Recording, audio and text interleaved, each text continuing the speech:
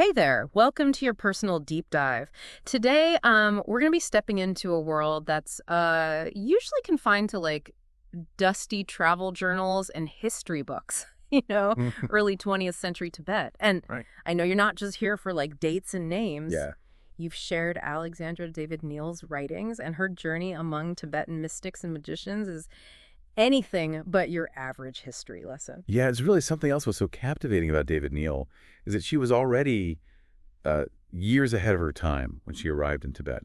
Imagine being fluent in Tibetan, deeply knowledgeable about Buddhism, and still being completely like taken aback by what you find. Right, it really makes you realize how different their world was. Yeah. Like that story about the Lama who basically scoffed when David-Neel mentioned she understood Buddhist texts. Oh, yeah. It's almost as if he couldn't fathom a Westerner grasping those concepts, let alone someone who wasn't a monk spending their life in study. Exactly. It shows how deeply ingrained Tibetan skepticism towards outsiders was at the time. And that skepticism wasn't just about knowledge, it was about experience. For Tibetans, particularly those engaged in spiritual practices, understanding came from direct experience, from years of meditation and ritual, not just reading scriptures. Right. It adds a whole new dimension to David-Neel's journey, constantly needing to prove herself, not as a scholar, Yeah. but as someone who could navigate the cultural and spiritual landscape of Tibet. It reminds me of those adventure films where the hero has to earn the trust of a secluded society before they can be taught the ancient secrets. Right. Speaking of navigating landscapes, how about that hailstorm she encountered just as she arrived in Gangtok? Oh, right. You have to admit the timing is pretty dramatic. It's easy to see that as just bad weather, Sure. but for the Tibetans, the natural world was deeply intertwined with the supernatural. Mhm. A sudden hailstorm could be interpreted as anything from mischievous demons testing your resilience to protective deities offering a sign. Wow. It really highlights how differently they viewed the world around them. It definitely sets the stage for an adventure. Right. And then there's Dal Sandup, her interpreter. I have to say, when I started reading, I thought he was just there to translate. But wow, was I wrong. Yeah. He turned out to be one of the most complex figures in the entire story. He's the perfect embodiment of the blend of tradition and esoteric practices that characterize Tibetan culture. Right. On the one hand, he's this dedicated scholar, helping a foreigner understand his world. On the other hand, he's secretly an occultist, Right. seeking contact with dakinis, these powerful, sometimes wrathful female figures in Tibetan Buddhism who represent different aspects of enlightenment. It makes you wonder if David-Neel ever suspected that side of him at first. And talk about a strict teacher. The way he drilled those students with physical punishments, it makes you appreciate how different cultural norms around education were back then. It really does. It's a stark reminder that we can't impose our modern values on the past. Yeah.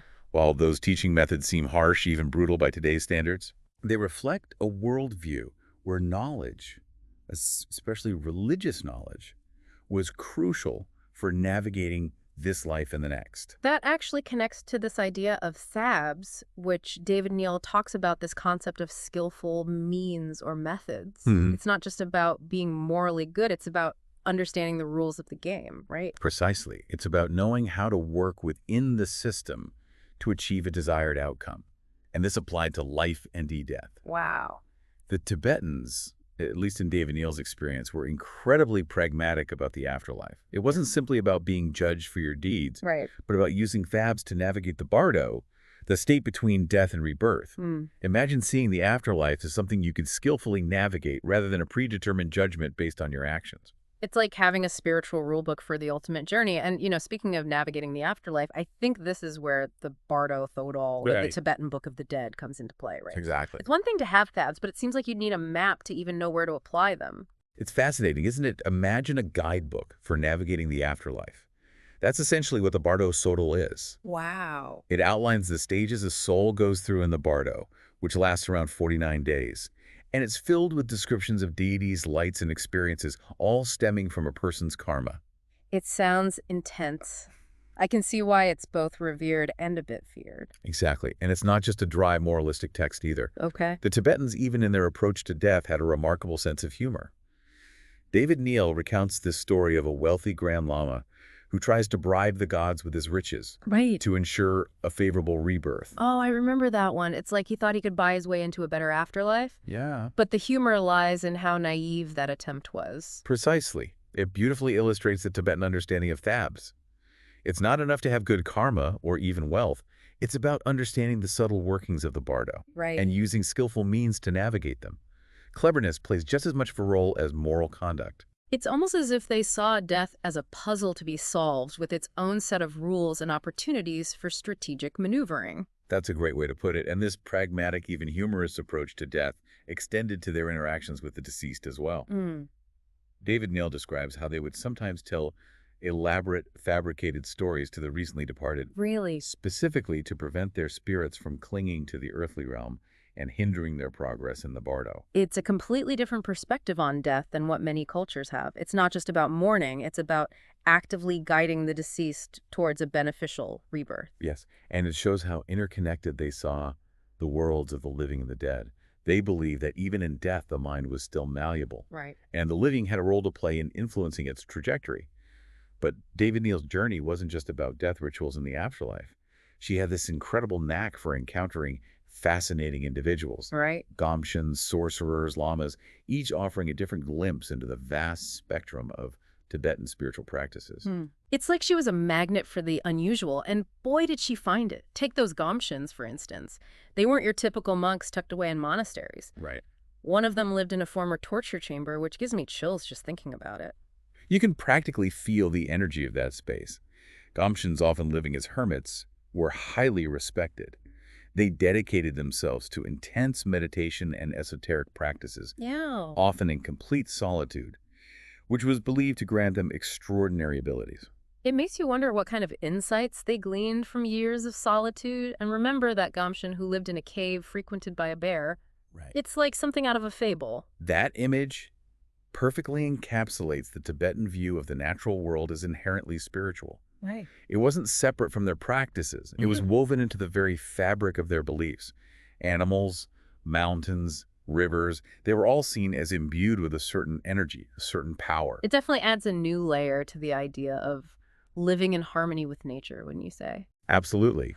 And then there were the Naljorpas, these daring practitioners of what they call the short path. That sounds intense, like taking a spiritual express lane. In a way, it was Naljorpas were known for their unorthodox and often intense practices. Right. They believed in confronting their fears and illusions head-on, using methods like chud, a ritual that David-Neel witnesses firsthand, to accelerate their path to enlightenment. Speaking of chud, that's one of the most vivid descriptions in all of her writings. Yeah. This ritual in a graveyard using a trumpet made from a human bone. It's both terrifying and fascinating at the same time. It's a powerful example of how the Tibetans viewed fear, and the illusion of self-chud, as David-Neel describes it, is about dismantling the ego, breaking down those barriers we erect around ourselves. Right. And sometimes that involves confronting terrifying imagery visions that challenge our deepest fears and attachments. And those challenges weren't without risks. That story of Lodo, the novice, who's literally devoured by a tiger demon during this ritual. It's tragic and a stark reminder that this path wasn't for the faint of heart. Lodo's death is heartbreaking, Yeah. but it also reveals a lot about the Tibetan understanding of fear. The Lama who trained him didn't see his death as a failure of the practice, Right. but as a consequence of succumbing to fear, of clinging to the illusion of self. It's a powerful lesson, even if a tragic one. It makes you think about how we often try to avoid discomfort or fear in our own lives. But what if facing those fears head on is sometimes the key to overcoming them?